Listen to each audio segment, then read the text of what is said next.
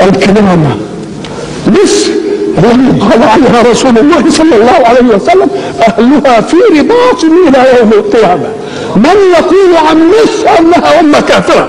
إذن فمن المسلمون؟ من المؤمنون؟ مصر التي صدرت علم الإسلام إلى الدنيا كلها، صدرته حتى إلى البلد الذي نزل فيه الإسلام.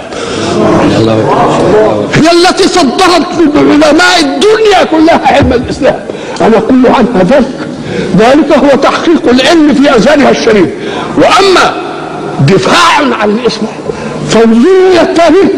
من الذي رد همجية التتار عنه؟ إنها مصر. من الذي رد هجوم الصليبيين على الإسلام وعلى المسلمين؟ إنها مصر.